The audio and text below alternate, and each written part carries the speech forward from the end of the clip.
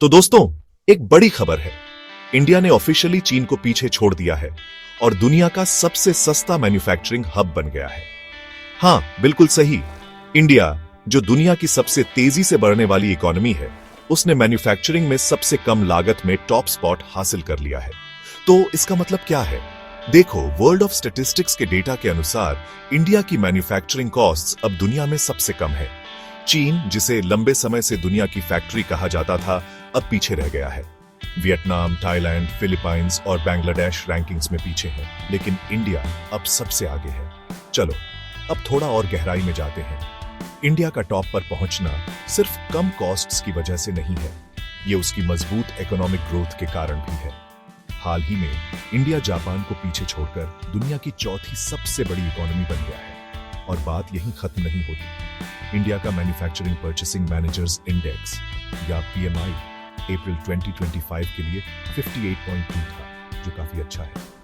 Services PMI, वो तो और भी बेहतर, 58.7 पर। दोस्तों, इन नंबर्स का मतलब है मजबूत और लगातार ग्रोथ। मैन्युफैक्चरिंग कॉस्ट्स कम होने से इंडिया उन ग्लोबल कंपनीज के लिए एक अट्रैक्टिव डेस्टिनेशन बन रहा है जो अपने खर्चे कम करना चाहते। ज्यादा कंपनीज का इंडिया में आना मतलब देश में ज्यादा फॉरेन डायरेक्ट इन्वेस्टमेंट या FDI आएगा। ये बदलाव इंडिया की इकोनॉमी के लिए गेम चेंजर है और चीन के लिए एक सीरियस चैलेंज। तो चीन कहां से आएगा? हालांकि चीन ग्लोबल मैन्युफैक्चरिंग में एक बड़ा प्लेयर बना हुआ है। ये नया डेटा एक बड़े बदलाव का संकेत दे रहा है। इंडिया की कंपेटिटिव एज अब उन कंपनीज को अट्रैक्ट कर रही है जो पहले सिर्फ चीन को ही अपनी मैन्युफैक्चरिंग के लिए सोचती थी। ये चीन के लिए एक वेकअप कॉल है और इंडिया के लिए एक नई सुबह। लेकिन इंडिया का सफर यहीं खत्म नहीं होता। इस फायदे को बनाए रखने और इसे और बढ़ाने के लिए इंडिया को इंफ्रास्ट्रक्चर डेवलपमेंट, स्किल एनहांसमेंट और बिजनेस करने में आसानी लाने पर फोकस करने की जरूरत है।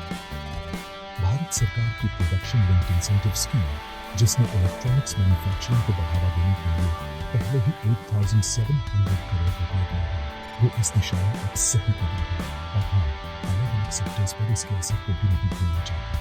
जैसे एप्पल का एग्जाम्पल लेते हैं, उनका कहना है कि 2025 के एंड तक लगभग 25% डिफेंस इंडिया में बना। ये फैसला ग्लोबल ट्रेड की उठापटक और टैरिफ से इन्फ्लुएंस्ड है, जिससे इंडिया मैन्युफैक्चरिंग के लिए और भी अट्रैक्टिव डेस्टिनेशन बन गया है।